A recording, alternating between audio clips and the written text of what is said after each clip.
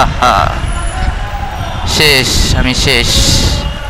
এই রাস্তাও আটকে দিয়েছে। বুঝলাম না রিক্সা ফুটপাত ওঠাইলো কেন এত কষ্ট করে। সামনে তো দেখতেছি পুলিশ বক্স আছে, তারপরেও ফুটপাত দিয়ে রিক্সা উঠাই দিল। কাহিনী বুঝলাম না। এনিওয়ে, বাংলাদেশে অনেক কিছু বোঝা যায় না, সব কিছু বুঝতে হয়ও না। ওরে বাবা, আরেকজন কি করতেছে? বাহ, আরেকজন বাইক ওঠানোর চেষ্টা করতেছে। Wow, great man. উঠাইতে থাকেন, একটার পর একটা ওঠান। ও বাবা, এইখানে আবার কি? গাজী টিভি দেখা যাচ্ছে, সাংবাদিক। বাংলাদেশ পুরাই আজব দেশ, কি যে চলে বোঝা খুব মুশকিল। এই রোদের মধ্যে দাঁড়ায় আছি।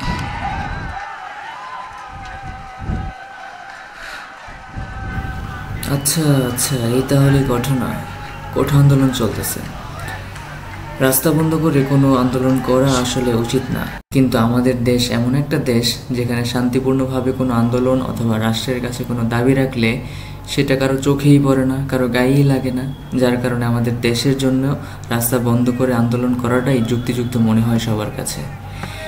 বরাবরই আমাদের দেশে মেধা তেমন একটা মূল্যায়ন করা হয় না, যার কারণে ঢাকা ইউনিভার্সিটি, ডুয়েট, বুয়েট অথবা আরও ভালো ভালো ইউনিভার্সিটি থেকে যারা পড়াশোনা করে সবার মধ্যেই দেশের বাইরে চলে যাওয়ার একটা টেন্ডেন্সি থাকে।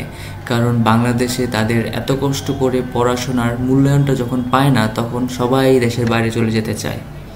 বিভিন্ন সরকারি চাকরির ক্ষেত্রে কোঠার প্রায়োরিটি থাকার কারণে মেধার আরও মূল্যায়ন কমে যাচ্ছে। যাই হোক, এটার আসলেই একটা সমাধান দরকার, যেটা দেশের জন্যে, দেশের মানুষের জন্যে ভালো হবে। আমি ছিলাম এতক্ষণ কাকরাইল মোড়ে, তো কাকরাইল দিয়ে তো যেতে পারলাম না, দেখি অন্য কোনো রাস্তা পাই কিনা যাওয়ার জন্যে।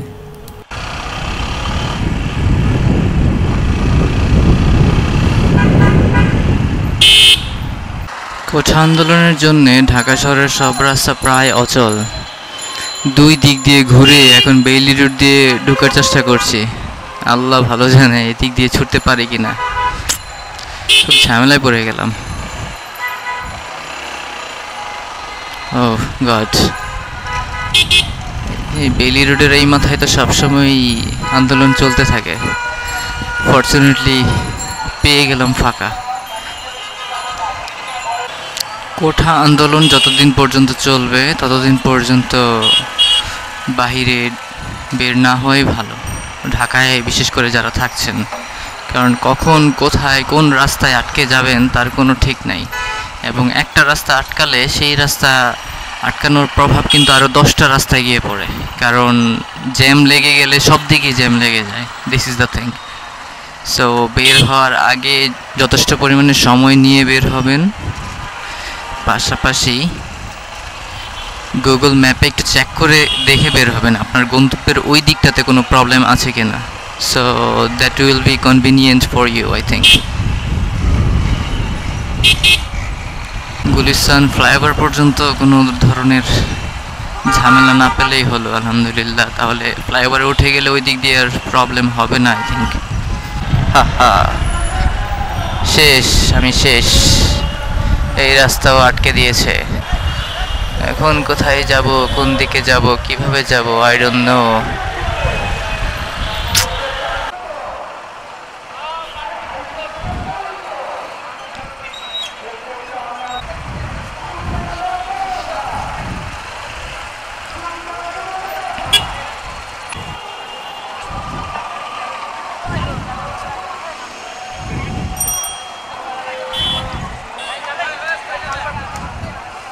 রাস্তার যা অবস্থা, আকাশের যা অবস্থা, দেশের যা অবস্থা, কোথায় যে যাব। বাজারের যা অবস্থা, বাজার করে খাওয়ার অবস্থা নাই, রাস্তায় বের হওয়ার অবস্থা নাই। ইয়া আল্লাহ, আমাদেরকে রক্ষা করো আল্লাহ, আমাদেরকে দেশকে বাঁচাও, আমাদের দেশকে বাঁচাও। তুমি ছাড়া বাঁচানোর উপায় নাই। আমি অলরেডি 3-4 রাস্তা ঘুরে ঘুরে এখন ভিতর দিয়ে একটু বের হওয়ার চেষ্টা করছি। দেখি সামনে গিয়ে কোনোভাবে বের হওয়ার সুযোগ পাই কিনা, আল্লাহ ভালো জানে কে আছে। আজকে পল্টন মোড়ে আটকে ছিলাম, পল্টন মোড় থেকে ভিতর দিয়ে দৈনিক বাংলা মোড় পর্যন্ত চলে আসছি। এখানেও তো দেখা যাচ্ছে জ্যাম, কিন্তু কেন জ্যাম তা জানি না। কোঠা আন্দোলনের জন্য নাকি এমনিতেই রেগুলার ট্রাফিক রুলসের জ্যাম, দেখতে হবে। দেখতে হলে একটু অপেক্ষা করতে হবে, সামনে যাই তারপর। অনেক ঝড়ঝাপটা পার করে ফ্লাইওভারে উঠতে পেরেছি, কিন্তু ওঠার পর থেকেই এই রোদের মধ্যেই বৃষ্টি নামছে। আল্লাহই ভালো জানেন, আল্লাহ অবশ্যই উত্তম পরিকল্পনাকারী। আল্লাহ চান যে আমি তার রহমতের বৃষ্টিতে একটু ভিজি, তো কিছু করার নেই, এখানেও অপেক্ষা করতে হবে। সামনে আরও বৃষ্টি দেখা যাচ্ছে, অনেক বৃষ্টি। সো দেখা যাক কি হয়, আল্লাহ ভরসা।